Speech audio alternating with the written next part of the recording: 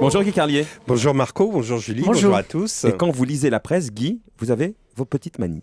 Oui, il faut que je vous fasse un aveu. Parfois, le matin, en lisant la presse, je suis fatigué par l'écume de l'actualité, par ces infos qui semblent essentielles et qui, dès le lendemain, sont remplacées par d'autres tout aussi dérisoires. Alors, dans ces moments-là, je m'attarde sur le carnet. Vous savez, les naissances, les décès, les messages personnels. Et j'ai remarqué que le carnet d'un journal correspond à sa ligne éditoriale.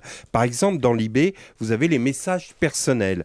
Alors, c'est généralement des types en pleine débâcle affective qui ont flashé sur une fille dans un concert ou dans le RER et qui se font un cinéma. Vous savez, un peu des mythos comme Michel Blanc dans Les Bronzés quand il dit « J'ai eu des regards, je pense que je vais conclure ». Ce matin même, on peut lire ceci. « Brune aux cheveux courts, vous étiez si belle au concert, mais pourquoi êtes-vous partie si tôt ?» Je vais te dire, mon gars, pourquoi elle est partie si tôt à la fin du concert. Parce que d'abord, elle allait retrouver l'homme qu'elle aime et puis surtout, parce qu'elle n'avait pas envie de passer une minute de plus à côté d'un gros blaireau qui lui a pourri son concert en ne cessant de la dévisager. Et puis dans l'IB, il y a aussi les avis de décès, souvent consacrés à des artistes totalement inconnus, mais à qui les proches rendent un hommage surévalué, du genre Geneviève Boursier, dite Zara, contre vent et marée, tu as consacré ta vie à la peinture. En gros, ça signifie, ma pauvre Geneviève, tu étais nulle, tu peignais des croûtes immondes, mais tu as persisté jusqu'au bout parce que tu prétendais être une artiste et que tu n'allais quand même pas aller bosser dans un bureau. À propos de travail, je voudrais vous parler d'Odile et de Jean, dont les avis de décès sont parus dans le Figaro et dans Le Monde.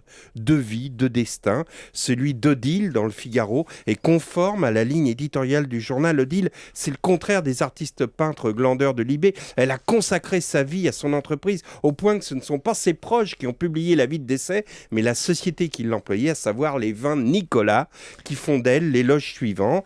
L'investissement d'Odile au sein des établissements Nicolas, qu'elle a intégré le 6 octobre 1973, était apprécié de tous. Ses qualités professionnelles lui ont permis de gravir les échelons au sein de l'entreprise. En 1975, elle devient secrétaire du service achat. En 1996, elle devient acheteur. Vous voyez le masculin, champagne et alcool. Enfin, en octobre 2004, elle est promue responsable des achats champagnes et alcool. Puis, les vins Nicolas précisent que mademoiselle Odile B a toujours fait preuve d'une extrême loyauté et d'une très grande rigueur dans l'exercice de son activité. Voilà, c'est à la fois beau et triste, cette vie résumée par les vins Nicolas. Et on devine que si Odile ne s'est jamais mariée, c'est qu'elle a consacré sa vie à son travail. Le même jour, Le Monde annonce le décès de Jean Collet. Lui, ce n'est pas une entreprise qui fait son éloge, mais la municipalité communiste de Vitry-sur-Seine qui nous dit « Engagé dès 1940 dans la résistance et emprisonné à 20 ans, Jean s'évade 2 ans plus tard. À la Libération, il suit une formation d'ajusteur, puis reprend ses études et devient prof de lettres. Jean était un homme intègre, dévoué aux autres, soucieux de solidarité et de justice sociale. Et pendant 30 ans, il a exercé de nombreuses responsabilités au sein de la municipalité de Vitry. » Et là, on se dit « Et si Odile avait rencontré Jean ? Elle serait peut-être tombée amoureuse de ce héros de la résistance aux idées humanistes et lui, il aurait sans doute été séduit par la volonté de cette petite employée de bureau devenue directrice des achats champagne de la société Nicolas.